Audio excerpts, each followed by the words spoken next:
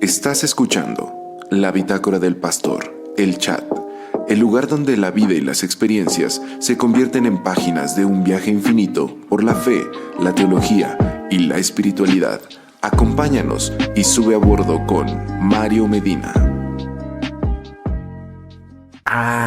Bienvenidas, bienvenidos a la Bitácora del Pastor, el chat. Yo soy Mario Medina y como cada semana pues ya estamos aquí para transmitir completamente en vivo y para reflexionar. Esta semanita lo hemos estado haciendo en sábado y creo que un par de semanas más va a ser en sábado, pero pues les estaré avisando, ojalá lo puedan ver, y si no pues en la retransmisión, y si no pues cuando ya esté subido a plataformas como podcast. Ya está aquí el hermano Samuel Flores, ya está, saludos. Pastor Mario dice saludos Samuel, bienvenido a la Bitácora del Pastor, el chat. El día de hoy vamos a hablar de un tema muy interesante que estuvimos compartiendo en la semana.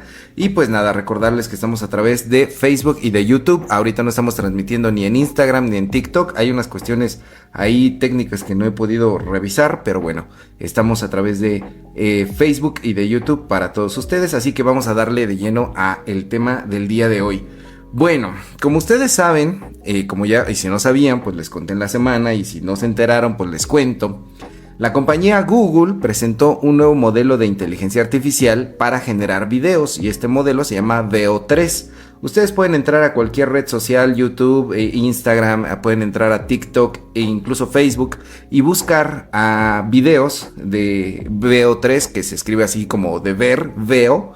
El número 3, esta inteligencia artificial es capaz de generar videos hiperrealistas a partir de texto. Entonces tú le das un prompt, una instrucción, y por ejemplo le pones, quiero que hagas un video de una niña que corre en un campo de flores de lavanda al atardecer, ¿no? Por ejemplo. Y entonces en cuestiones de segundos, lo que hace esta nueva inteligencia artificial es que te da un video que parece grabado profesionalmente y de manera hiperrealista, o tú le puedes poner las características que quieres que tengan los personajes, el escenario. Quiero que sea una persona con tal acento de tal país, quiero que sea una persona con tales características físicas, etcétera. Y pues esto ha asombrado a mucha gente, porque algunos de estos videos comienzan pues con gente hablando y diciendo, ¿qué le quieres decir a la gente sobre la inteligencia artificial?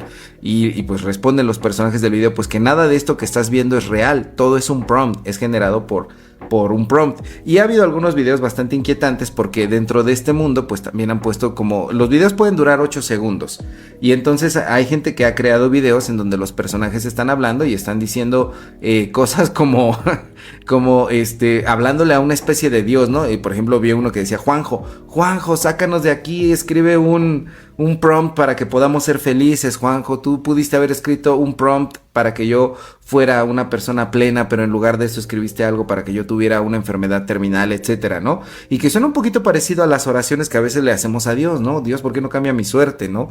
¿Por qué está pasándome esto? Y algunos, pues, debido a la hiperrealidad que se presenta dentro de estos videos, han dicho, pues bueno, ¿cómo podemos distinguir? Ay, espérame, no he prendido mi luz aquí, ¿por qué no me dicen, hijos míos? ¿Cómo podemos distinguir lo que es verdadero de lo que es falso? ¿Cómo podemos distinguir que realmente... ya está. ¿Cómo podemos distinguir que realmente algo está pasando en la realidad? Saludos Eduardo, dice ya llegué, saludos Pastor, saludos a ti también. Porque estos videos se ven súper reales, o sea, ¿cómo el día de mañana cómo vamos a distinguir algo que sea verdadero de algo que es generado por inteligencia artificial? ¿Cómo definir lo que es incluso la realidad desde los aspectos filosóficos y teológicos que muchos pensadores a lo largo del tiempo se han preguntado, ¿no? O si nosotros también somos una creación generada. Les decía, estos videos en los que estos personajes de los videos le reclaman al creador del video por qué los creó con un destino que aparentemente pues es muy trágico, o que los saque de ahí y ellos se dan cuenta como que no pueden salir, ha formado parte de las reflexiones de muchos pensadores a lo largo del tiempo, y nos plantea la situación de si no nosotros también podemos estar dentro de una generación de realidad virtual. Dice Mar Morales, hola Mar, ¿cómo estás? Bienvenida. José Martínez, escríbanle prompts al Pastor Mario. Pues yo no soy inteligencia artificial, yo soy inteligencia artesanal, yo soy IA, inteligencia artesanal. Entonces, el preguntarnos de qué es la realidad, si vivimos en una realidad generada y qué implica esto teológicamente, pues bueno, es lo que vamos a hacer el día de hoy, ¿no? Mar Morales, buenas noches, Pastor. Buenas noches a ti también. el preguntarnos eso, y quiero decirles que hoy no tengo respuestas, hoy tengo un montón de preguntas para que nos pongamos a pensar, a filosofar, para que nos dejemos asombrar, para que nos cuestionemos y para que podamos reflexionar sobre si el mundo que conocemos es realmente como lo conocemos, ¿no? Entonces empecemos un poquito desde las áreas de reflexión que vamos a ver este asunto de que la reflexión que dispara BO3, este nuevo modelo de inteligencia artificial. Desde la filosofía, la pregunta de qué es real siempre ha existido, ¿no? Me viene a la pregunta un caso de la filosofía pop que pudimos ver en una película como lo fue Matrix. En la película de Matrix, de repente, el que es el mentor, el maestro del personaje principal, que es Neo, que es interpretado por Keanu Reeves, le dice a Neo, le dice Morfeo a Neo, que es real. Porque Neo descubre, si nunca han visto Matrix, que él no vive en un mundo real, sino que vivía en una simulación de computadora y estaba conectado por medio de unas máquinas para estar en un eterno estado de sueño, y las máquinas le mandaban impulsos electromagnéticos a su cerebro para que él creyera que estaba despierto, y las máquinas pues se alimentaban de la bioelectricidad que producía el cuerpo humano. Lógicamente, como millones de cuerpos humanos conectados a las máquinas, era lo que le daba la posibilidad de existir pues a estas máquinas, ¿verdad? Entonces en algún momento Neo es logrado desconectar de la Matrix, de este sistema macabro en el que se alimentan ahora las máquinas de los seres humanos, y entonces pues Neo se pregunta pues ¿qué es real? Y entonces Morfeo le dice ¿qué es real? Si refieres que lo que es real es lo que tú puedes sentir, lo que puedes oler, lo que puedes saborear y lo que puedes ver, es lo que tú percibes, es decir, lo que tú percibes con tus 5 sentidos, bueno, pues en realidad lo que tú estás diciendo es que lo real son solamente señales eléctricas que tu cerebro interpreta. La realidad son señales eléctricas que tu cerebro interpreta. Por eso es que la Matrix, al enviarte señales eléctricas a tu cerebro, hace que tu cerebro lo interprete. Y en algunos momentos han dicho, bueno, a veces el cerebro humano no distingue la realidad de la ficción. En algunos estudios de psicología que se han visto al respecto, por ejemplo, de las películas 3X, las películas pornográficas, cómo afectan al cerebro humano, una de las cosas que dicen los psicólogos es que el cerebro humano no distingue entre la ficción y lo real. Entonces una persona que está sometida a varios de estos impulsos, muchísimos de esos impulsos todo el tiempo, su cerebro no distingue que esto que está viendo a través de la pantalla es falso, sino que lo toma como algo real. Por lo tanto, el cerebro cada vez que tiene una estimulación mayor visual, auditiva, a través de este tipo de películas, quiere más y más y más y más y más, y se vuelve insaciable, de tal manera que las personas que viven atadas a esta cuestión de la pornografía pues terminan teniendo una cuestión también de dependencia y queriendo pues a veces incluso aplicar lo que ven en la pantalla en la vida real, y cuando están con sus parejas en la vida normal pues se sienten insatisfechos porque su cerebro está pensando que lo que ellos están viendo en la pantalla es real. Entonces en el día el vato ya estuvo con varias mujeres, y cuando llega con su mujer pues como que eso no le satisface porque ha estimulado su cerebro de esa manera, ¿no? Entonces es lo que dice Morfeo, si la realidad es solamente lo que percibimos a través de los sentidos, hay muchas cosas que pueden estimular nuestro cerebro de tal manera que nos hacen creer que estamos viviendo algo como si fuera real. Dice José Martínez, entonces no era real. Lamento decirte que no estuviste con Mía Cantinflas, no, pero tu cerebro se lo creyó y termina generando un tipo de adicción, ¿no? Y esta idea, esta pregunta que se hace Morfeo, pues no es solamente una pregunta de una película, de un guión, de una película pop, sino que es una idea basada en algo que decía René Descartes, o Descartes, o como quiera que se diga ese nombre francés. Y lo que decía René Descartes es que él dudaba de todo, incluso de que dudaba de su propio cuerpo. Por eso es que él llega a asegurar: pienso, luego existo, ¿no? Pienso, luego existo. No, tenemos que dudar de absolutamente todo. Dice José Martínez, qué decepción, lo siento, lo lamento. Tenemos que dudar de absolutamente todo, incluso del cuerpo. No te puedes fiar de que tu cuerpo te esté diciendo lo que es la realidad, porque la realidad, decía René Descartes, solo existe en el pensamiento. Por eso, para poder existir de verdad, tienes que ser una persona que fomente tu pensamiento y poder descubrir a través del pensamiento la realidad. Entonces la realidad no está en el mundo físico. Tú te puedes ver como impedido de alguna mano, de algún brazo, de alguna pierna, del habla, pero en tu pensamiento generas la realidad, ¿no? Esto puede ser llevado como a cuestiones de pensamiento positivo, de que tú créelo y se va a realizar, pero en realidad pues es un cuestionamiento acerca de que no creas todo lo que está a tu alrededor, ¿no? Y también Platón tiene algún famoso mito que escribió, que es el mito de la caverna, en donde, pues bueno, si ustedes lo conocen, son personas que viven en una caverna en donde se refleja la luz que viene de afuera de la caverna, y lo que ellos ven en el fondo de la caverna son personas proyectadas. La sombra de las personas que están afuera de la caverna. Entonces estas personas viven todo el tiempo pensando que la realidad son esas sombras, hasta que uno de ellos se atreve a salir de la caverna y se da cuenta de que la realidad no son esas sombras proyectadas allí, sino que el mundo real estaba allá afuera, y que esas sombras no eran sombras, sino que eran personas de verdad, de carne y hueso, que estaban allá afuera. Entonces lo que decía Platón, bueno, tal vez nosotros vivimos dentro de una realidad pensando que es la realidad, pero la realidad mayor y la realidad superior y más profunda no la vemos, y está más allá de lo que nosotros estamos, ¿no? Entonces, en el ámbito del pensamiento, muchos dicen, bueno, a veces creemos muchas cosas de la sociedad, creemos cosas, para ponerlo en ejemplos sencillos, de nuestra familia. Tú piensas que tu familia es de una manera, hasta que descubres algo que te hace ver que tu familia pues realmente eran una bola de pelandrufes todos, y que no eran quienes tú creías que ellos eran, ¿no? O una amistad, o una pareja, etcétera. Pero bueno, aplicado al término real, pues muchos filósofos han llegado a plantear, ¿y qué tal? Que si todo lo que vemos a nuestro alrededor, pues no es la realidad como tal, sino que verdaderamente hay un mundo allá afuera, ¿no?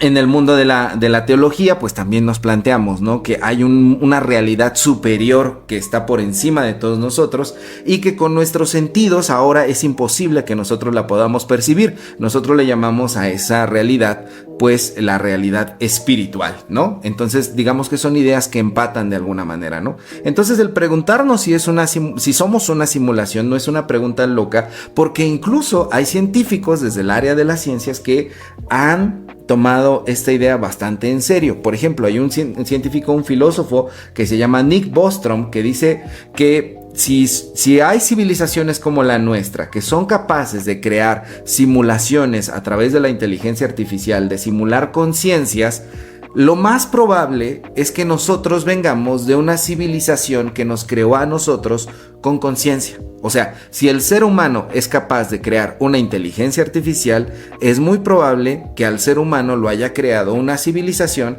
que creó una inteligencia artificial, una atmósfera, un universo de inteligencia artificial que es en la que nosotros vivimos. Hay otros científicos, como por ejemplo Max Tegmark, que dice, bueno, hay que ver como la cuestión del universo y cómo los patrones de medición en todo el universo, en los planetas, en las cuestiones biológicas, etcétera, todo es matemática, y lo podemos conocer hasta a la cuestión de las matemáticas. E incluso hay constantes demasiado precisas, que si el planeta Tierra estuviera inclinado de otra manera, a otros grados, probablemente la vida, o mejor dicho, dicen los científicos, la vida no sería posible si tan solo un grado hubiera como desviado ahí la inclinación de la Tierra, etcétera, etcétera. Entonces dice, bueno, estos factores tú puedes creer que son, como muchas veces decimos, son resultado de un diseño inteligente, de un creador inteligente. Entonces algunos científicos como Max Tegmark dicen, pues esto hace fácil pensar que vivimos dentro de una emulación, porque las constantes que tenemos dentro de nuestro universo, de la gravedad, de la velocidad de la luz, de la expansión del universo, son demasiado precisas. Desde un punto de vista teológico tú puedes decir, bueno, eso es diseño divino. Pero los científicos ahora que hemos entrado al mundo de la computación y de la computación cuántica, también dicen, ¿y si no es diseño divino? ¿Y si es código de programación como para las inteligencias artificiales? Entonces, desde la teología tendríamos que preguntarnos, ¿percibimos que Dios es el programador de todo el universo? ¿Somos instrucciones de Dios con una conciencia insertada para poder pensar, para poder reflexionar, para poder ser como otros seres que están en nuestro planeta no son, que tienen la capacidad de reflexionar, de pensar y de analizar, que nosotros la tenemos y ellos no la tienen? Bueno, desde aquí, una de las primeras renuentes a querer decir que sí, es que lo primero que algunos argumentan es que, pues, ¿dónde queda el libre albedrío? Si esto es cierto, ¿en dónde queda la libertad que tenemos como seres humanos? Y pues bueno, aquí sigue entrando muy en juego la parte filosófica y teológica. Por favor, yo saben que yo me voy como bala, así que por favor, si tienen algo que comentar, algo que decir, escríbanlo, para que lo comentemos. Siempre sus comentarios enriquecen mucho la charla de este espacio, ¿no? Un amigo en la semana me comentaba acerca de esta cuestión de la programación. Dice, bueno, yo no creo que seamos un prompt de Dios, porque si fuéramos un prompt de Dios, una instrucción, una simulación, tendríamos funciones limitadas, no podríamos pecar porque el sistema no dejaría desviarnos, es decir, el pecado sería como una violación al sistema. Tú no puedes crear un programa de computación que viole las reglas de ese propio programa, porque ese programa terminaría colapsando y destruyéndose. Entonces él decía, todo estaría cuadrado, todo estaría predicho. Pero si lo piensan un poquito, en el ámbito de la teología, lo que decimos que es el pecado, precisamente es eso, ¿no? Una desviación del diseño original que ha corrompido el programa en el cual nosotros nos estamos desarrollando, que no debió de existir. Ahora vuelvo de nueva cuenta a la película de Matrix, si ustedes la vieron. Aquí, si no la han visto, se me va a quedar de tarea, las tres, tienen que ver las tres. Que algunos dicen, no, nada más la una es la buena, no, las tres. Hay que verlo las tres. Y hay hasta una película ahí como de cortometrajes que van insertados que se llama Animatrix, y también hasta un videojuego, Enter the Matrix se llamaba. Pero bueno, ahí en esa película resulta que uno de los agentes, que se llama Smith, que está persiguiendo al protagonista, que es Neo, de repente logra clonarse en todos los otros, las personas que viven dentro de la Matrix, y termina corrompiendo el código del programa. Él piensa que de esa manera está expandiendo su conciencia, pero lo único que está haciendo es descomponer la Matrix, ¿no? Entonces de alguna manera esto se tiene que arreglar. En el sentido, esto es muy simbólico porque lo que representa es al pecado. Esto en la película representa al pecado, y si pensamos si somos un prompt de Dios, si somos algo inserto dentro de un programa que Dios ha creado, pues el pecado es precisamente una corrupción que se ha estado extendiendo. Y bueno, la obra de Jesucristo viene como para tratar de liberar y de hacer que ese código pueda volver a ser como originalmente se diseñó. Y pues nosotros, al tener fe en Jesús, participamos de esa reconstrucción del código original, ¿no? Y bueno, podemos decir que si pecamos o no, eso es algo que vamos a ver un poco más adelante. Pero pues ahí está lo que él planteaba, pero no es exactamente así del todo, ¿no? Hay programas en los que sí, no puedes hacer algo contrario a lo que originalmente se propuso, pero otros en los que sí, en los que hay cierta posibilidad de cambiar las normas, incluso si el programa se puede llegar a destruir, ¿no? Dice Eduardo García, el pecado es un virus que hace mal funcionar el prompt. Ajá, sí, el sistema funcionaría a través del pecado. Lo has dicho muchísimo mejor tú, Eduardo, de lo que lo he estado intentando decir yo. Muchísimas gracias por ese comentario, ¿no?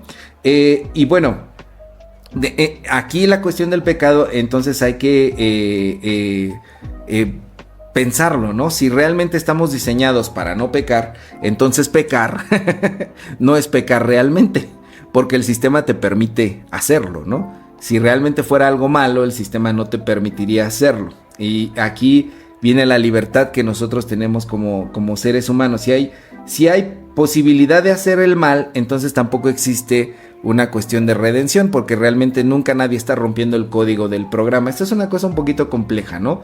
Pero bueno, tenemos que preguntarnos lo que decía yo, esta parte de que si somos un programa de computación, ¿en dónde queda la cuestión de la libertad del ser humano, sus decisiones? ¿En dónde queda la cuestión de la predestinación? Desde el ámbito de la filosofía, pues ya dije, hay estas cuestiones que se han puesto en tela de duda acerca de si realmente tenemos libre albedrío o no. Si como seres humanos solamente tenemos la ilusión de decidir o no, porque tú me puedes decir en esta hora, yo soy libre, yo tomo todas mis decisiones, pero cuando tú analizas tus decisiones, lo que tú decides, muchas veces con la filosofía barata que se vende como el echaleganismo, ¿no?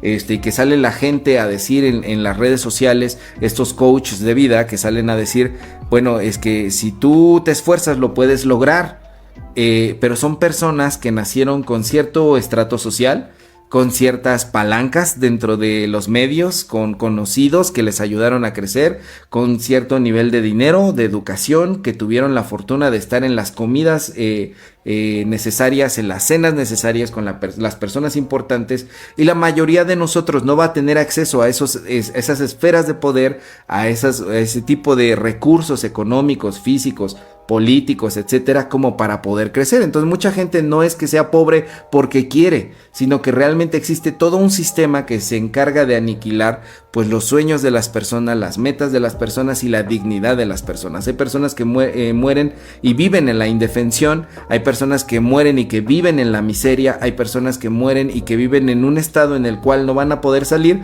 porque esa decisión ya está tomada de antemano por los políticos, por los sistemas económicos, por las cuestiones del crimen organizado, por las cuestiones que les rodean de que, pues bueno, era mujer con una incapacidad, lo que en el mundo de las ciencias sociales se conoce como la interseccionalidad. Resulta que tenemos un montón de factores, un montón de condiciones, un montón de contexto a nuestro alrededor que muy probablemente, por mucho que le eches ganas, no vas a poder salir a los estratos que estas personas que te venden esa idea barata en internet te dicen que vas a poder salir. Entonces muchos llegan a cuestionar, ¿realmente tenemos libertad? ¿Realmente tenemos albedrío? Si muchos de los factores fueron decididos desde antes de que nosotros naciéramos, y aún estando ya nosotros en esta tierra, hay un montón de cosas que nosotros no podemos decidir porque no tenemos los recursos, porque no tenemos la posibilidad de poder llegar a esas esferas de poder o de influencia. A eso, y tú puedes decir, bueno, sí, porque dentro de esas condiciones reducidas que a mí me tocaron, que cada uno de nosotros tiene un contexto, una historia y una realidad en la que está inmerso, dentro de esas opciones reducidas, yo decido lo que hago. Y alguien diría, bueno, si puedes decidir nada más qué es lo que comes mañana, ¿eso es verdaderamente libertad? ¿Eso es verdaderamente libre albedrío? Muchos precisamente tendrían esa duda desde el ámbito de la filosofía. Ahora, desde el ámbito de la teología, pues bueno, en las cuestiones bíblicas también hay esa tensión, porque pues algunos teólogos, algunos intérpretes de la Biblia han tenido también esas ideas como de decir, pues ya todo está planeado desde antes de que tú nazcas, y otros han dicho, bueno, elegimos la manera en la que respondemos a la realidad y lo que Dios quiere hacer en nosotros y tenemos la posibilidad de cambiar, y algunos otros han tratado de reconciliar esas dos cosas. Por ejemplo, Juan Calvino y Agustín de Hipona, ellos hablaban de una corriente que se llama determinismo fuerte. ¿Qué es el determinismo fuerte? Pues habla de esta predestinación, ¿no? Dios ya sabe, e incluso Dios ya decide de antemano quién se va a salvar y quién se va a perder, de tal forma que ninguno de nosotros puede elegir su destino, no puedes perder la salvación como tampoco puedes ganarla, porque eso es algo que Dios ha decidido de antemano. No puedes hacer nada para ganarte el favor de Dios, porque todo lo que tú recibes de Dios es una gracia, es un regalo de parte de Dios, pero tampoco puedes hacer nada para perder el favor de Dios y para perder la salvación y para perder la gracia. Y ahí algunos se preguntan, bueno, ¿qué es lo que te hace perder la gracia de Dios? Bueno, me hace perder la gracia de Dios el pecado. ¿Qué pecado? Bueno, varios pecados. ¿Cuántos son varios pecados, no? ¿Cuántos son muchos pecados? Como para decir 10, 20, 30, 5,000 pecados. ¿Qué es lo que te hace perder la gracia de Dios? Y ahí, en esta parte puede ser muy esperanzador saber que Dios ha elegido que yo me salve, pero también al mismo tiempo, y muy esperanzador saber que nada me puede apartar del amor de Dios, pero también es muy aterrador pensar que Dios decidió de antemano, tanto a los que se van a salvar como a los que se van a perder. Entonces muchos dicen, bueno, no podemos pensar como Calvino, no podemos pensar como Agustín de Hipona, que todo es nada más hacia un lado. Y ahí viene, por ejemplo, Jacobo Arminio, que Jacobo Arminio es otro teólogo que él plantea que Dios nos da libertad mediante su gracia, en medio de eso está el misterio, pero podemos llegar a perder la salvación. Podemos llegar a perder la salvación, podemos llegar a con nuestras acciones perderlo, ¿no? Y ahí recuerdan algunos versículos de la Biblia que dicen, ocúpense de su salvación con temor y temblor, que ojo, no dice cuiden, dice ocúpense de su salvación con temor y temblor. Entonces, de repente, pues bueno, hay otras corrientes cristianas que dicen ni lo uno ni lo otro. Dios en su soberanía propone algo, y la cuestión del término medio está también en la cooperación del ser humano. Dios no lo ha dictaminado todo de antemano, no depende todo de nuestras acciones, sino que depende de un conjunto en la obra de Dios y la obra del ser humano. Y ahí pues entonces si pensamos de un extremo del otro, también tenemos que preguntarnos, ¿es que somos marionetas de Dios? Solamente cuando decimos, bueno, hacemos la voluntad de Dios, es decir, que nuestra voluntad no entra en juego para absolutamente nada. Estamos conscientes de lo que estamos haciendo, somos agentes que tomamos acciones conscientes, o esto que yo estoy diciendo en este momento, desde antes Dios ya había pensado que en algún momento en un año llamado 2025 iba a haber una persona llamada Mario Alberto Medina Santos que un día iba a tener esta idea y que iba a planteárselo en un podcast transmitiendo a través de plataformas como Facebook y YouTube. Lo que hacemos realmente es algo que hacemos de manera consciente y libre, o hay una combinación de ambos factores, que interviene la voluntad de Dios y que interviene la voluntad humana. Y por ahí pues algunos pueden decir, bueno, sí interviene la voluntad de Dios, porque Dios ha dado una ley moral para los seres humanos. Nos ha puesto leyes morales, y algunos dicen en el ámbito de la programación de las computadoras, sí, pues son como los comandos que recibe un programa de computadora. Tú le pones exactamente qué es lo que tiene que hacer. Un filósofo que era Immanuel Kant decía que todos los seres humanos llevamos una ley moral dentro. Es decir, tengas o no tengas una religión, tengas o no tengas un Dios, de manera autónoma y de manera racional, todos los seres humanos tenemos dentro de nosotros algo que nos dice lo que es bueno y lo que es malo. Hay dentro de nosotros un imperativo que nos hace de manera innata conocer las categorías del bien y del mal. Es como si alguien hubiera metido un software dentro de nuestra cabeza con cuestiones éticas para poder saber qué es lo que está bien y lo que está mal, de manera que cuando vemos un asesinato nos espantamos, a menos de que hayamos sido personas que fueron educadas bajo los horrores de la guerra, del narcotráfico, de la tortura, de un estado que haya vivido un genocidio, etcétera. Perdemos la sensibilidad ante el asesinato o la muerte de una persona, pero de lo contrario, si no hemos vivido algunas de estas situaciones extremas, cuando vemos la muerte de un ser humano, de un ser vivo, de un ser sensible, de un ser que pensamos cercano a nosotros, como puede ser, pues no sé, un gatito, un perrito, nos conmueve y nos duele. Hay algo dentro de nosotros que nos dice qué es lo que está bien y qué es lo que está mal. Aquí algunos científicos dirán, bueno, no es tanto como que sea una ley moral, sino que tiene que ver con cuestiones biológicas, como una reacción natural. A todo ser vivo, por registro evolutivo, cuando ve que le pasa, que le está saliendo sangre del cogote a alguien, significa que ya no se va a levantar, y pues bueno, eso generaba una perturbación dentro de las mentes primitivas de nuestros ancestros, que comenzaron a entender lo que era la muerte a través de eso. Ahí recuerdo una película, no sé si han visto Kill Bill 2, volumen 2, de repente aparece Bill y está con la protagonista Uma Thurman, y entonces en ese momento le dice a la hija de Uma Thurman que esta pequeñita le dice, Sophie, cuéntale a mamá cómo aprendiste sobre la muerte. Y dice, pues estaba yo jugando con mi pececito y de repente lo saqué de la pecera y lo pisé, y cuando ya me di cuenta el pez ya no se movía. Y entonces le dice Bill a la protagonista Uma Thurman, le dice, ¿te das cuenta? Ella aprende, esa es una forma, ¿qué forma más gráfica de aprender sobre la muerte hay que esa? Que una pequeñita vea que el pez en un segundo ya no se mueve, y se movía, y para el otro segundo ya no se mueve, ¿no?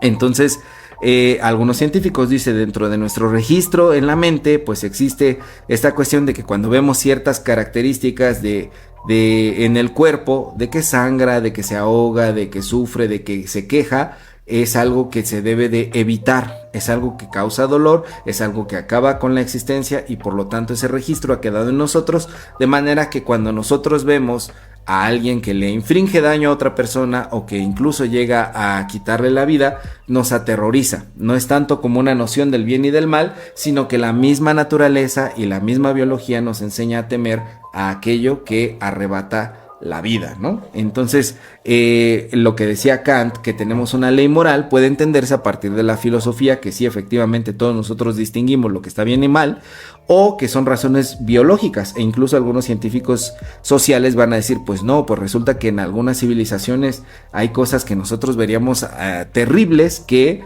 en otras civilizaciones no se ven de esa manera, como por ejemplo la cuestión de los matrimonios, ¿no? Con menores de edad, con niñas, como los matrimonios infantiles, ¿no? Y pues bueno, en el ámbito de la teología también, si hablamos de los mandamientos de Dios, los mandamientos de Dios, pues bueno, nos señalan qué es lo que debemos hacer, qué es lo que no debemos hacer. Harás esto, no harás aquello, pero no son reglas que anulan nuestra voluntad, sino que más bien son una guía que nos permiten vivir nuestra libertad con sentido. nos permiten vivir la libertad guardando estos mandamientos, no solamente para agradar a la voluntad de algún Dios, sino para poder convivir como comunidad. Estas reglas básicas, estas normas básicas de convivencia, le dan sentido también a nuestra manera de vivir como comunidad y nos permiten la supervivencia, de nuevo el aspecto biológico, a todos nosotros. Si de repente todos empezamos a robar, todos empezamos a decir cosas los unos de los otros, todos nos empezamos a matar los unos a los otros, pues bueno, nuestra sociedad, nuestra civilización, nuestra comunidad está condenada al exterminio. Y el sentido de supervivencia no solamente es personal, individual, sino que también es comunitario, ¿no? Entonces, esta cuestión que decíamos hace ratito, que en una simulación, estas cuestiones de romper los mandamientos, de romper la ley moral que hay dentro de nosotros, de ir en contra de nuestros impulsos biológicos, no era posible. Bueno, no es que sea tanto así. En una simulación puede llegarse a permitir el pecado, ¿no? En el ámbito de la programación, tú le puedes decir cuando estás dándole instrucciones a una computadora: yo quiero que tú hagas esto, pero si haces aquella otra cosa, el sistema se rompe, ¿no? Que era muy bien, como ahorita lo está fijado ahí el comentario de Eduardo, que el mal es un virus que destruye a la sociedad. Entonces, la ley moral que hay dentro de nosotros, sea de carácter filosófico, biológico o los mandamientos de Dios, nos permiten no destruirnos, ¿no?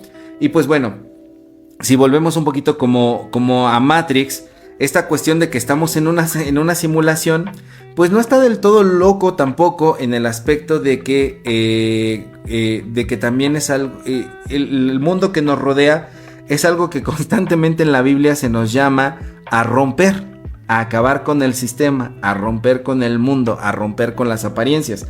En la película de Matrix, el personaje de Neo despierta y pues bueno, se da cuenta de que el sistema lo está usando, de que el sistema lo está consumiendo, de que solamente lo está programando. Y si nosotros lo vemos en nuestra sociedad, pues muchas de las ocasiones podemos ver que somos solamente objetos o números para las compañías que quieren que les compremos, para las ideologías que quieren que las sigamos, para las políticas que nos ven solamente como un voto más y que nos meten ideas en la cabeza y nos calientan la cabeza para crearnos enemigos, que en realidad son sus enemigos de ellos, para que nosotros hagamos lo que ellos quieren. Lo hemos dicho en algunos episodios aquí en la Bitácora del Pastor El Chat, cómo es que algunos de esos sistemas pues mandan a la gente a matarse a las guerras, en nombre de una ideología, de una nación, de una patria, en nombre de una manera de pensar, y solamente nos utilizan como individuos como carne de cañón y nos meten propaganda para hacernos pensar que el que le va al otro partido, que el que le va al otro equipo, que el que es del otro país, que el que piensa de un modo diferente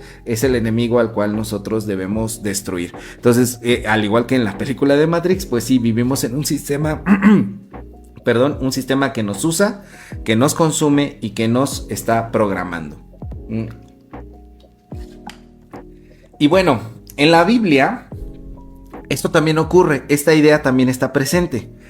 Jesucristo en algún momento dice que su reino no es de este mundo.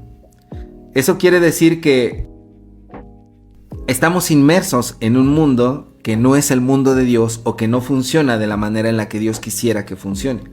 Estamos invitados a formar un reino que va en contra del sistema que nos rodea y que nos usa y que nos consume y que nos programa. Lo que podría decirse es un poquito validar la idea de que sí estamos dentro de una realidad simulada, dentro de una emulación, ¿no? Y este sistema, este reino, no solamente es religioso, es económico, es político, es ideológico y es imperial. De alguna manera, esto también es reforzado en otras partes de la Biblia, cuando, por ejemplo, el apóstol Pablo dice: no se conformen a este mundo, o no se conformen a este presente siglo. No se hagan a la forma de este sistema de cosas, sino salgan de este sistema de cosas. Dense cuenta que están dentro de una realidad simulada y ustedes tienen que generar una nueva realidad. ¿Cuál es esa realidad? La realidad del reino de Dios. E incluso libros como Apocalipsis dice: no se contaminen ni participen de ella, salgan de ella, pueblo mío, salgan de la gran ramera, salgan de Babilonia. Algunos muy simplistamente dicen, pues la gran Babilonia, la gran ramera es la iglesia católica, pero en realidad el Apocalipsis es un libro profético, que lo que está denunciando es el sistema que está alrededor de los cristianos de aquella época, y que también a nosotros nos invita a ver que vivimos en una Babilonia que está rodeándonos y queriendo gobernar también nuestra mente, haciéndonos pensar que los ideales, los valores, las maneras en las que se conduce son la verdadera realidad, cuando la realidad está fuera de Babilonia. Entonces la invitación es salir a Babilonia. Ponle el nombre que tú quieras. Sal de este mundo, sal de Babilonia, no te amoldes a este sistema, sal de la Matrix. Es la misma idea. Jesucristo también dice, pues bueno, el reino de Dios está entre ustedes. La verdadera realidad, el mundo que es verdaderamente real, está entre ustedes. Entonces de lo que se trata es de que ustedes puedan despertar y no solamente darse cuenta que el mundo que les han puesto delante de los ojos es falso,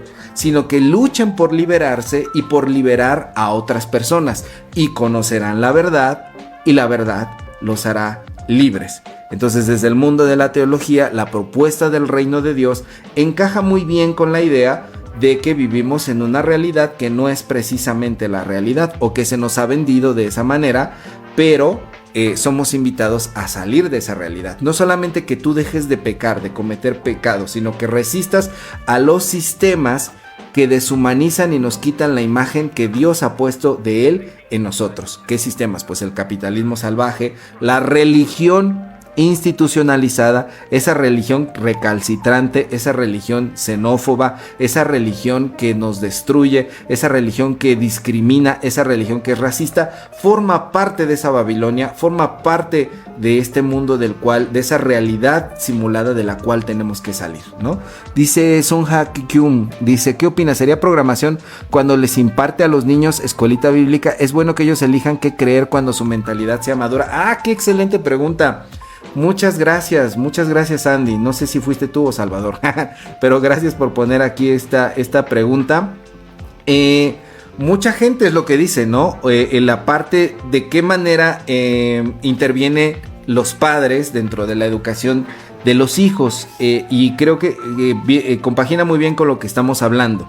Creo que en toda civilización hay una transmisión de saberes de la generación anterior hacia la generación posterior. Forma parte de la manera en la que las comunidades se preservan, en la que buscamos también la preservación de la especie, en la que buscamos también la transmisión no solamente del código genético, sino también de los saberes y de todo lo que como humanidad hemos entendido. Entonces, la responsabilidad de cada uno de nosotros será transmitir esos saberes hacia la siguiente generación, hayas tenido hijos o no hayas tenido hijos. Toda civilización tiene la responsabilidad de poder transmitir a la que sigue todo lo que ella sabe, tanto lo bueno como lo malo, y también ser un espejo de lo que la generación siguiente no debería de repetir.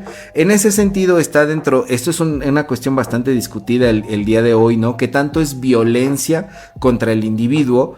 Transmitirle una cuestión ideológica, hacerle que le vaya a un equipo de fútbol, hacerle que tenga una religión, etcétera, y qué sería parte de si es programación o no.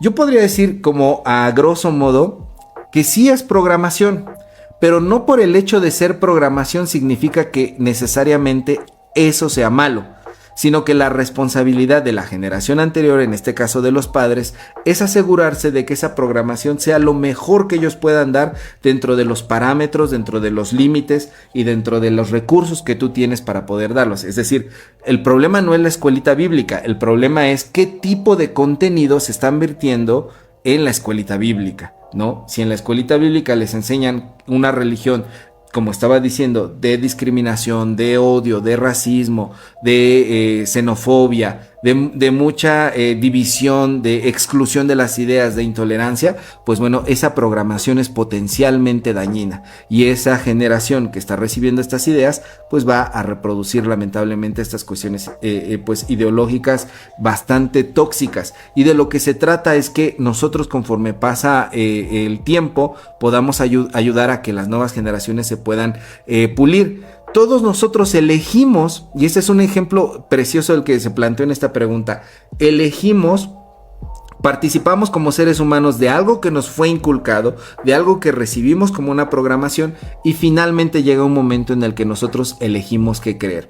Es decir, no porque le enseñes a un niño algo de pequeño significa que le estás quitando la posibilidad de elegir. Finalmente, cuando crezca, va a elegir de forma consciente si elige creer o no. Lo malo es que cuando le metes una educación de miedo, cuando le metes una educación de odio, de terror y todo esto negativo que estábamos hablando, pues bueno, las elecciones de esta persona cuando crezca van a ser en base al trauma, en base al miedo, en base al odio, y no en base a la libertad, al amor, a los principios, a los valores que pudieran ser nobles para la humanidad.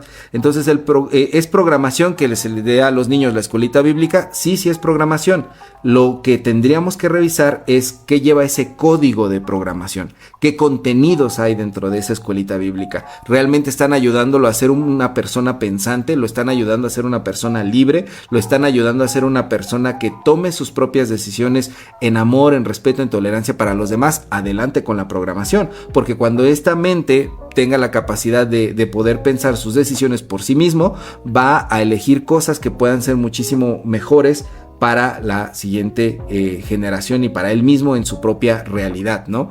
Y muchas de estas cuestiones no podemos dejarlas en la cuestión hasta que la mentalidad sea madura, porque precisamente como maduramos es a través de lo que las generaciones pasadas nos dieron y que nos ayudan a encaminarnos a un momento en el cual nosotros aprendemos a tomar nuestras propias decisiones. O sea, para que un niño pueda tomar sus propias decisiones y su mentalidad sea madura, tienes que darle contenidos, tienes que enseñarlo desde pequeño a que pueda hacer esto. Si tú dejas como que esa mente sea totalmente en blanco, eso en primera, que el ser humano sea tabula rasa, que sea hoja en blanco para siempre, eso es totalmente imposible. La maduración se da a partir de esta combinación de factores: lo que te enseñaron versus lo que tú decides, lo que ya está programado de antemano y la manera en la que tú interactúas con ello. Muchas gracias por la pregunta, de verdad muy interesante.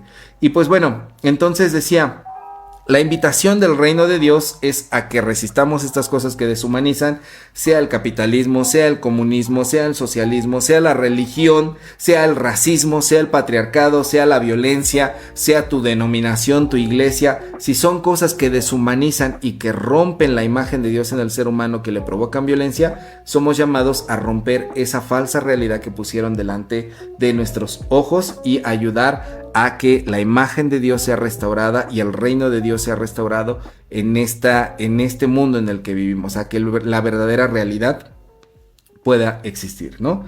Pues entonces, ya hablamos un poquito del pecado. Bueno, ¿cómo sabemos ahora qué es lo que es real? Estas tecnologías como Google Veo 3 ponen delante de nuestros ojos estos videos que es muy difícil de reconocer. Ya vieron el video del canguro en el aeropuerto, ¿no? Este canguro de apoyo, según que es generado también por inteligencia artificial, y que mucha gente, cuando les dijeron es inteligencia artificial, se quedaron así.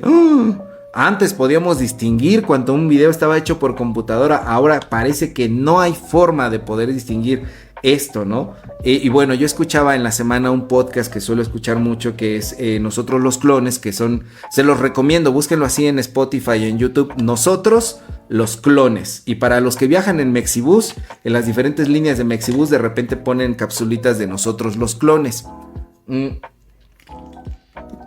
Es un podcast mexicano de tecnología que siempre está como a la vanguardia de los temas, y uno de los integrantes del podcast, José Antonio Pontón, decía: tenemos que poner reglas para poder entender en el mundo de la computación qué es lo que es falso y no. Si de por sí le mandaban unos GIFs todos feos a tu tía y tu tía se los creía, y le mandaban unas noticias todas mal redactadas y tu tía o tu abuelito se los creía, ahora imagínate con la finura, con el trabajo tan bien hecho de estas nuevas inteligencias artificiales, lo difícil que va a ser poder poder distinguirlo. Dice Eduardo: muy bueno ese podcast de los clones, es bastante bueno, es muy bueno, ese podcast tiene una producción de 10, véanlo o escúchenlo, está disponible en los dos formatos.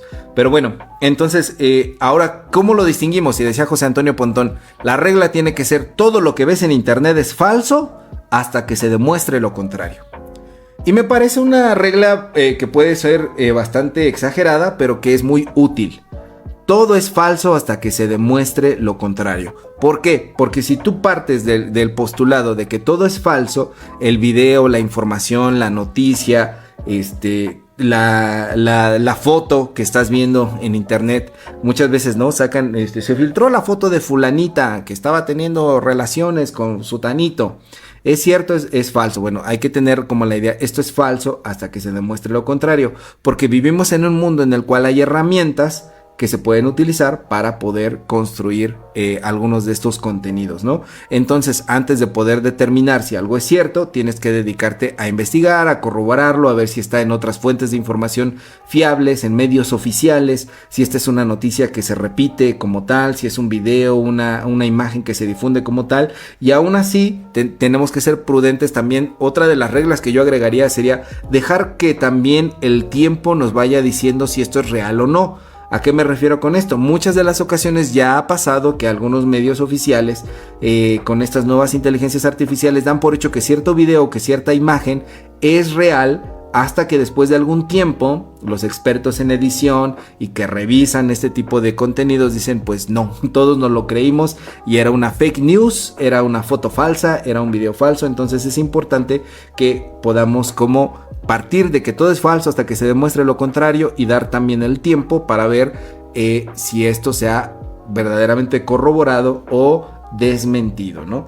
Entonces en la vida también es importante esta cuestión de poder decir, distinguir si estamos creyéndonos cosas que no son tan verdaderas, ¿no? Si estamos tomando narrativas de la vida que no son tan verdaderas. Tenemos que aprender a saber lo que es real. De repente hay cosas, ideas en internet que te dicen, pues tú vales por lo que produces, vales por lo que tienes, vales por lo que vistes, vales por el auto que traes, la chica que traes, las marcas que usas, tienes que encajar dentro de la sociedad de esta manera, es importante que tengas éxito, es importante que sigas como este modo saludable de vivir, esta forma fitness de vivir o esta forma de existir, y si no vales para nada. Bueno, ¿cómo podemos discernir en la vida también acerca de lo que es real? Pues con el pensamiento crítico, que tenemos que el pensamiento crítico no es ser criticón de lo que siempre yo le digo sus verdades a toda mi familia, por eso les caigo gordo, porque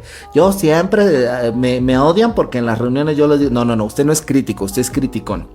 El ser crítico significa que evalúas tanto los aspectos positivos como los aspectos negativos de algo y que puedes ver en balance ambas cosas e incluso compararlos con otros ejemplos. Tratas de buscar la objetividad de esa manera. Ese es el pensamiento crítico, ¿no? Que no te vas con lo que todo mundo dice, sino que hasta que no hayas formulado tu propio criterio en base a esta evaluación de las cosas, es como puedes tener un criterio propio, ¿no? Con una espiritualidad honesta en caso de ser personas de fe, ¿no? Una espiritualidad honesta también nos permite tener este discernimiento de lo que es falso o no. Es decir, el estar en comunión con Dios para poder saber si tú vas por el buen camino o no, ¿no? En comunidad, la comunidad es importante. No podemos distinguir tampoco lo que es falso de lo que es real solamente a partir de nuestro propio criterio, sino que es importante que lo podamos consultar con las demás personas. Y pues bueno, para los que somos creyentes, cristianos en específico, el Espíritu Santo es quien nos guía a toda verdad. Así que es importante, si tú eres cristiano, si tú eres creyente, como que estés en comunión con Dios para que a través de su Espíritu Santo te muestre qué es la verdad. Y bueno, quiero ir hacia una última idea que quiero trabajar el día de hoy, que es, al pensar en todas estas cuestiones filosóficas, teológicas, científicas, biológicas, sociológicas, antropológicas, etcétera, de si somos un prompt de Dios o no, si somos una inteligencia artificial o fuimos generados en una emulación, si estamos dentro de una realidad que es real o es falsa, y que ya vimos algunos aspectos de eso. Yo pensaba también, se me vino una idea a la cabeza que ya después descubrí que pues no es, las ideas uno no las inventa, ¿verdad? Pero yo no la había experimentado tanto, descubierto tanto, es que siempre pensamos en un creador a partir de que ese creador es superior a todos nosotros. Entonces hay un ser que incluso pues hay cuestiones lógicas y filosóficas que dicen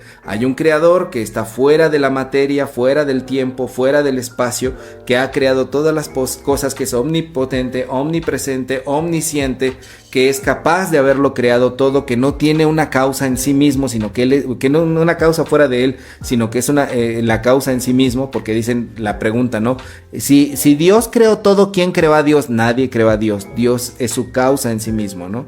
Todas las cosas que vemos en alrededor tienen una causa. Causa-efecto, pero la causa primera y es Dios y que ha existido eternamente. ¿Pero cómo? Pues es que el tiempo es una construcción humana y es también una manera en la que le referimos a la manera en la que habitamos esta dimensión, que es el espacio-tiempo, ¿no?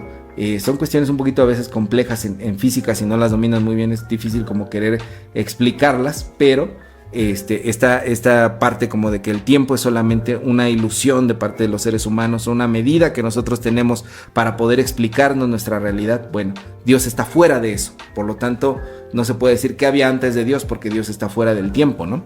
Y bueno, yo pensaba en esta idea, siempre decimos fue un ser superior, pero si se dan cuenta, nosotros como seres humanos, bueno, nosotros no, ¿verdad? Porque yo no sé hacer nada de esto de la computación y de la inteligencia artificial, pero hay personas dentro de la humanidad que han desarrollado modelos tan sofisticados y tan poderosos como lo es el modelo de Google Veo3 para poder generar videos.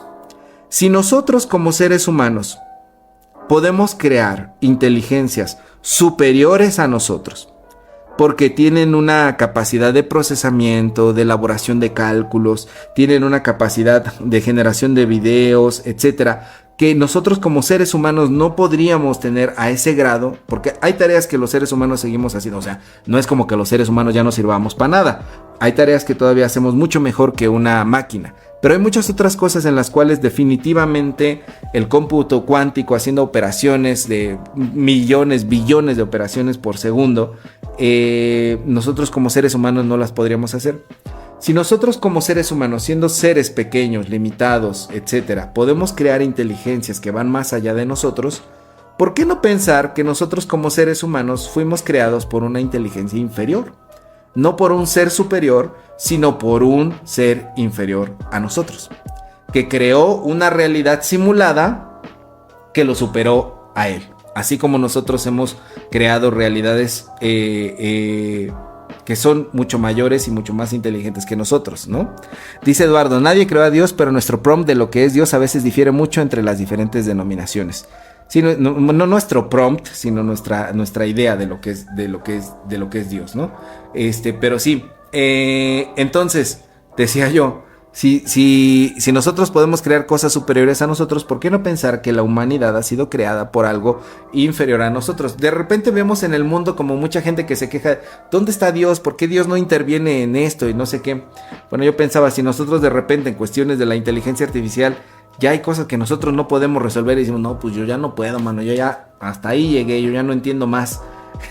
Se me ocurrió una idea medio blasfema, medio hereje, pero también chistosa, así como de, ¿y qué tal que Dios es un ser que viene de una civilización inferior a nosotros? Y dice, no, pues yo ya no les puedo ayudar, yo nada más los creé y los generé, ahora ya me han superado, no entiendo muy bien cómo funcionan y no puedo meterles mano ni arreglar, ¿no? Si la creación no es como viene de un ser superior, sino de un ser inferior, y que nosotros entonces somos esa elaboración de un ser inferior, ¿no?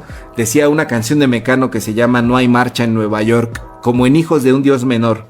Un Dios Menor era una película de 1986 que hablaba como de personas con discapacidad que trataban de darse a entender con señas, ¿no? Entonces la canción de Mecano está diciendo un poquito de eso, que esta persona va a Nueva York, se trata de dar a entender con señas, pero aunque es el primer mundo, nadie lo entiende y discriminan a las personas que no se pueden comunicar de esa manera, ¿no? Entonces, ¿qué tal que si venimos de un Dios menor?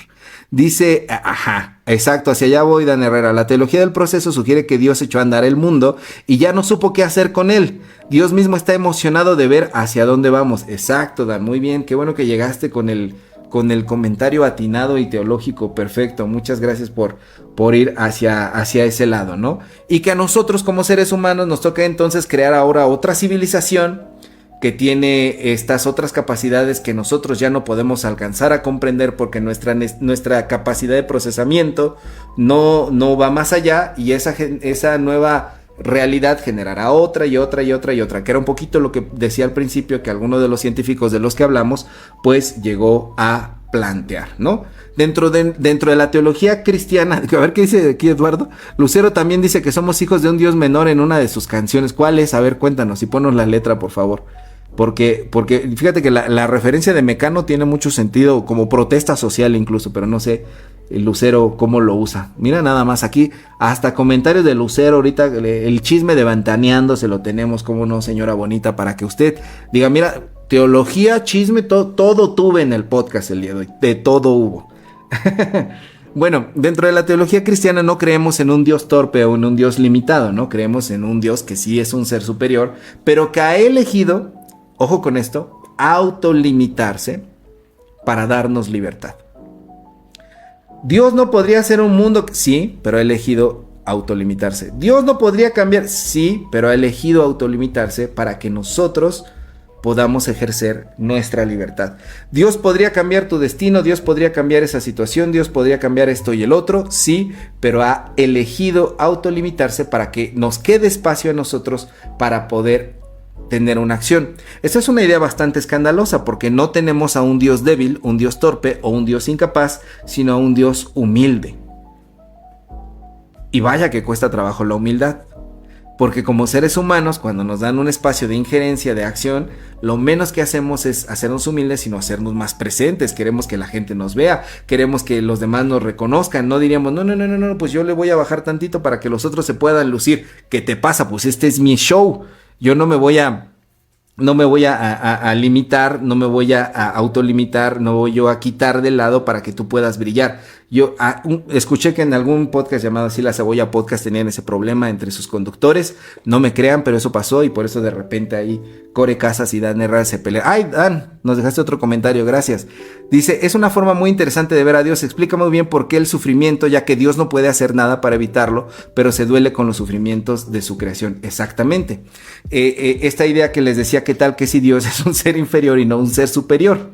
Hay personas como Nick Bostrom que desde el ámbito de la filosofía proponen esto, ¿no? Bostrom en el año 2003 puso en alguno de sus escritos que hay civilizaciones avanzadas que pueden crear simulaciones de universos con seres conscientes, y en estas simulaciones ellos no son necesariamente dioses, solamente son personas que han podido crear a seres más avanzados tecnológicamente que ellos. Entonces abre la pregunta Bostrom a poder decir, ¿y si nuestros creadores son inferiores moral o espiritualmente, pero superiores tecnológicamente a nosotros? Precisamente como está diciendo Dan, no pueden intervenir en nuestro sufrimiento el creador porque hasta allá llegó, ¿no? Pero tiene mayor tecnología, pero no mayor de nivel de injerencia a nivel moral o espiritual. Hay otro autor que es Philip K. Dick, escritor de ciencia ficción, que él también, en lo que dice, en 1977, estaba haciendo un trabajo sobre religión y ontología, comparando estas dos cosas, y decía, vivimos en una realidad simulada, y el creador de esta simulación podría no ser un Dios benigno.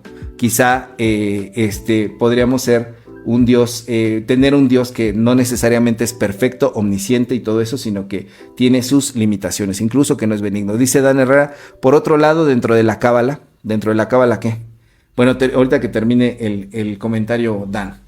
Thomas Nagel es otro autor que dice que, no habla de simulaciones, pero lo que él dice, cuestiona la noción de un universo completamente cerrado, que esté acabado como una máquina y que abre puertas a cosas que nos trascienden, que podrían no ser perfectas, o sea, que pueden existir seres que sean superiores a nosotros, pero no perfectos, porque lo que hemos dicho acerca de Dios es el ser perfecto por antonomasia, por ontología. Dios lo puede todo, lo sabe todo, está en todos lados, pero lo que dice este otro autor es que puede haber seres que son trascendentes a nosotros, superiores a nosotros, pero no perfectos, ¿no? Pierre Teilhard de Chardin, teólogo y paleontólogo, dice igual, que cree que la evolución nos lleva hacia la noósfera, una especie de conciencia superior que podría parecerse a lo que hoy llamamos inteligencia artificial. Era cristiano, pero algunos lo acusaban de tener una visión progresiva acerca de lo divino, ¿no? Que esto que decía Dan, él creía que Dios va creciendo juntamente con nosotros y que cada generación crea algo superior a sí mismo y también se hace una visión superior de lo que es Dios. En algún momento creo que fue Víctor Pacho al que le vi ese posteo en Facebook en el que decía: Dios va creciendo junto con nosotros en la época en la que el ser humano era bárbaro, Dios era bárbaro, en la época en que el ser humano peleaba guerras, Dios peleaba sus guerras junto con las de él, y en esta época en la que el ser humano está en otro estrato de la existencia, ahora Dios no nos pide lo mismo que le pedía a los bárbaros, porque Dios también ha ido evolucionando junto con nosotros. Esa es una idea que también algunos pensadores y teólogos han propuesto, ¿no? Como bien decía Dan Herrera en la teología procesal, pues se dice esto: Dios va creciendo, va aprendiendo, va cambiando con el universo, y de esta manera le quitamos como esa romantización al creador y lo hacemos pues más cercano a la parte humana. Realmente no es que Dios lo tenga todo determinado desde antes o que lo pueda hacer desde antes todo, sino que creó algo y se sorprende junto con nosotros. Entonces, cuando alguien pregunta: ¿Dios sabía que esta enfermedad iba a pasar? No, Dios se sorprendió junto contigo de eso que sucedió, ¿no? Es un poquito como un jugador de ajedrez. Un jugador de ajedrez tiene todas las piezas y sabe que puede intentar varias jugadas al mismo tiempo con una misma pieza, pero se va sorprendiendo de lo que la persona que está jugando con él hace. Entonces mueve el caballo hacia una casilla y entonces él empieza a pensar, sabe todas las posibilidades, pero finalmente tiene que elegir una, tiene que tomar una para poder seguir el juego. Y dentro de la teología procesal es un poquito esa la idea. Dios sabe todas las posibilidades de lo que a ti te puede pasar, pero deja que tú tomes la decisión de dónde vas a poner la pieza y se sorprende junto contigo y se emociona junto contigo en el partido de ajedrez. Hay otro teólogo llamado Paul Kinghorn que dice, bueno, Dios se autolimita para poder dejar actuar a la creación, y él ha decidido no intervenir en la parte del diseño que él le ha dado autonomía. Simone Weil es otro autor, otro teólogo que dice: Dios se retiró para darnos espacio de que nosotros pudiéramos existir, y le llama esto la kenosis de la creación. Kenosis es una palabra griega que significa vaciamiento, y bueno, dice: Dios se ha vaciado y ha hecho una ausencia intencional en el universo. Por eso la gente se pregunta: ¿dónde está Dios? ¿Por qué no veo a Dios?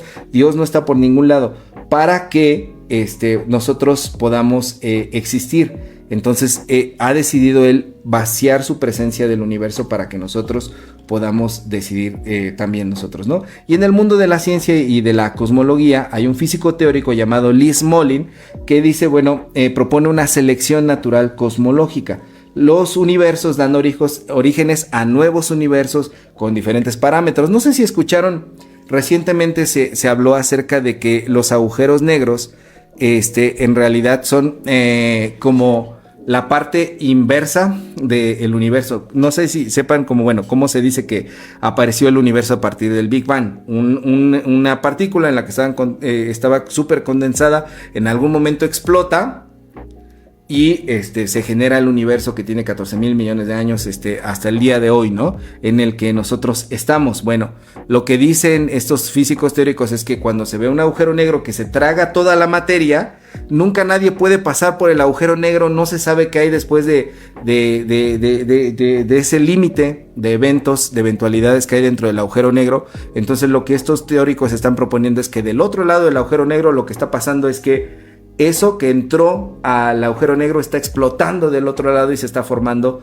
otro universo. Entonces que cada vez que nosotros vemos un agujero negro en el espacio, estamos viendo el origen de otro universo, donde comienza otro universo. Es un universo que es creador de otro universo y de otro universo y en fin, etcétera, ¿no? Son algunas de las ideas que, pues bueno, también vinieron a mi mente al momento de reflexionar esto, y como les dije, hoy no tenemos respuestas, sino muchos cuestionamientos y muchas cosas que espero que les estén ayudando a reflexionar. Dice Dan Herrera: En la Cábala, dentro de la Cábala, por otro lado, dentro de la Cábala se enseña que hay dos formas de ver a Dios. La primera es la revelación bíblica, un Dios antropomórfico, o sea, hecho a la manera de los seres humanos, con rasgos humanos, que se puede arrepentir, que puede cambiar, etc. Y por otro lado, el Or Ein Sof, que es infinito, el Dios que está fuera de nuestro universo, donde más bien el universo es la contracción donde existe la creación, y esta creación está dentro de Dios. Bueno, está un poco turbia la última parte de tu redacción, pero creo que se entiende, ¿no? Que dentro de la Cábala hay dos maneras de ver a Dios. Una en donde Dios, que de repente vemos pasajes en la escritura en donde se dice que Dios se arrepintió de crear al ser humano, que Dios cambia de opinión, que Dios dialoga con el ser humano y dice, bueno, ya no voy a hacer eso que dije, está bien, me convenciste. Y la otra es un Dios que está fuera del universo, fuera de la creación, es totalmente infinito, es totalmente ajeno a todos nosotros, ¿no? Esa es la otra manera que propone la Cábala de Dan Herrera, la Cábala, para poder comprender a Dios. Y bueno, ¿somos un prompt de Dios o no somos un prompt de Dios? Esa fue la pregunta que nos hicimos al principio. Vimos que hay cosas que pueden apuntar a que entendamos desde el ámbito de las ciencias, la filosofía y la teología, de que sí vivimos en una especie de realidad que no es la verdadera realidad. Al menos no la que Dios ha querido que vivamos, sino la que de algún modo ese virus que decía Eduardo de alguna manera llegó a existir, el pecado o etcétera. Y otros dicen, bueno, no, el mundo fue diseñado para ser exactamente como fue diseñado, y por ahí creo que era Voltaire el que decía que este es el mejor de los mundos posibles, y si no recuerdo quién fue, alguien corríjame por favor. Pero bueno, estamos inmersos en una realidad en donde hay varias cosas que nos quieren programar, que nos quieren decir cómo pensar, que nos quieren decir en qué creer. Y si no sabemos si somos una simulación, sí sabemos que hay todos estos elementos en la cultura, en los medios digitales, en la economía, en la política, en la religión, que están intentando acabarse nuestra conciencia, nuestra libertad, nuestra manera de ser humanos dentro de este mundo, y que la teología nos invita a despertar, nos invita a que podamos recuperar la imagen de Dios en nosotros, a que podamos vivir el amor, a que podamos vivir la libertad, a que podamos vivir en una realidad que trascienda la pantalla, y que esta buena noticia, ya viendo hacia el ámbito cristiano, el evangelio, la buena noticia, es que puedes despertar. Es que no tienes por qué vivir sumergido en todas estas cosas que te dicen qué es lo que tienes que pensar y qué es lo que tienes que hacer y cómo lo tienes que hacer, sino que puedes elegir la libertad. Como vuelvo a citar a Jesús, conocerán la verdad y la verdad los hará libres. Por lo tanto, no estás solo, Dios te acompaña su Espíritu, te acompaña Jesús, y quiere que te des cuenta que hay una realidad más grande de la que tú has pensado hasta el día de hoy, y que el reino de Dios, que no es una simulación, sí combate la simulación en la que nosotros vivimos. Y el propósito, digamos en general, del mensaje de la Biblia es que Dios quiere llevarnos hacia una nueva creación, hacia una nueva realidad. El Apocalipsis termina diciendo que Dios quiere hacer nuevas todas las cosas, y entonces si Dios quiere hacer nuevas todas las cosas, tendríamos que fijarnos en qué cosas tendrían que dejar de existir, dejar de ser y dejar de influir en nosotros, como para que esta nueva creación pueda ser posible. Entonces, no es exactamente que seamos un prompt de Dios, sino que Dios nos invita a salir de la realidad que nos han puesto como una simulación delante de los ojos. El prompt, si tuviéramos que decirlo, lo hacen las religiones, las políticas, los sistemas socioeconómicos, las ideologías, y la invitación de Dios es a salir de allí, ¿no? Dice Dan Herrera, somos una simulación, el universo es energía, como los juegos de internet, somos pura data, estamos para para entretener a los ángeles, he dicho. A lo mejor sí, ¿no? Oye, pero no, eso estaría bien amolado, Dan, porque imagínate, nosotros vemos programas de muy buena calidad, ¿verdad? En la tele de paga o en los servicios de streaming, y los ángeles se tienen que chutar al Dan Herrera lavándose los dientes, poniéndose sus chanclas para irse a dormir. No, hombre, ¿quién va a querer ver ese programa? ¿Quién se va a entretener con eso, Dan? No digas tus cosas. Ojalá vivan vidas como chidas como para entretener a los ángeles, si la teoría de Dan Herrera es cierta. Muy bien, dice Eduardo García, aquí el problema es que ya casi no hay teléfonos públicos por donde huir de esta realidad. Ah, esa es una referencia a la película de Matrix, que entraban y salían al mundo de la Matrix a través de los teléfonos, ¿no? De la línea telefónica, porque en aquel entonces era como entrábamos y salíamos al internet. ¿Se acuerdan de eso? Cómo sonaba el módem, y entraba ahí el sonidito del módem, y que de repente pues estabas en internet descargando algo y entraba una llamada telefónica, 2 megas que te habías tardado 3 horas en poder descargar, se iban a la basura. O de repente le voy a hablar a tu tía, hijo, y levantan, no mamá, y ya perdías lo que habías estado bajando. Esas cuestiones del mundo telefónico, pues bueno, se ha superado ahora con otro tipo de tecnologías, pero seguimos entrando y saliendo a la red, y de tal manera ahora el mundo digital es tan necesario, tan está presente en todos lados, que a veces yo ya no sé cuándo entramos y cuándo salimos de ese mundo, ¿no? Estamos muy inmersos en eso, tomando esa analogía. Pues muchas gracias por haber participado en la Bitácora del Pastor, el chat, el día de hoy. Espero que puedan dormir bonito, que sueñen con cosas lindas, que no sueñen con que entran y salen a la Matrix, sino que sea sueños agradables. Entonces, pues recuerden que este programa es editado y después se sube a Spotify y a YouTube para que lo puedan escuchar ya tranquilitos, haciendo el quehacer, desvelándose en la noche o en el camino, para donde quiera que ustedes escuchen esto en formato de audio, de video, con musiquita ya de fondo, de una manera un poquito ya más profesional, para que puedan disfrutar de este show de la Bitácora del Pastor y lo puedan compartir con los amigos.